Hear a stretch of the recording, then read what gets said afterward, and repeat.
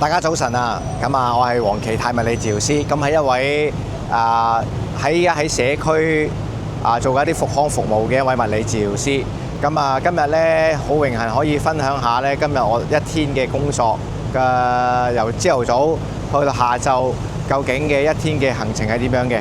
咁我哋今日咧，首先咧今日咧就一早已經起咗身啦，咁啊去咗返咗公司做咗一啲嘅文書嘅工作之後咧，我哋第一站咧喺上午嘅時間咧就會去到葵涌村為一位80幾歲嘅老人家女士做一個家居嘅復康。咁咧而家我哋咧就首先嚟到呢個葵興站啦，葵興地鐵站啦。咁啊跟住因為葵涌村咧呢個地方咧就比較即係吊腳少少嘅。咁啊首先就好啦，要再坐接一巴士。巴士啱啱到啦，咁我哋咧而家咧就先坐一坐巴士，轉一轉去葵涌村先。好，上車。喂，話咁快又嚟到葵涌村啦，咁啊好快嘅巴士，咁啊喺葵興咧坐呢個好快嘅巴士，幾個站就嚟到我哋葵涌村啦。咁啊葵涌村應該係一條好老歷史嘅村，不過而家已經重建咗啊，起咗好多新嘅一啲公共屋邨嚟嘅。好，咁我哋而家咧就行上去我哋嘅客戶嘅屋企嗰度啦。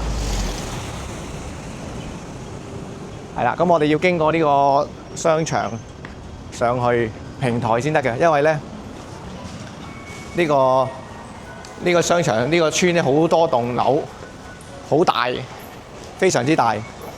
我都好少過嚟呢個葵涌呢一個區域嘅。不過咧就而家喺呢個葵涌啊、荃灣啊、麗景啊都有得一啲嘅客戶啊。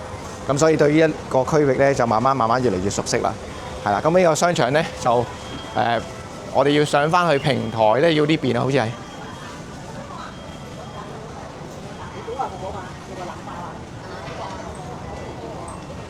咁咧記得，如果有機會咧嚟到我哋有陣時見到呢啲特惠站咧，我哋成日搭地鐵嘅話咧，都可以咧嘟一嘟佢嘅。係啦，因為咧嘟一嘟咧會慳翻啲錢嘅，好似慳2蚊嘅嚇。如果我哋經呢個位嘟咗之後，再去搭地鐵之後咧，就會減2蚊嘅。咁對於我哋呢啲成日要坐公共交通工具咧，出去出行啊、出外工作嘅咧，咁呢啲都係我哋一啲慳錢可以優惠我哋呢啲市民嘅一啲做法嚟嘅，係啦。咁呢度一路行上去啦，就會去到平台啦。感謝觀看，記得點讚關注我。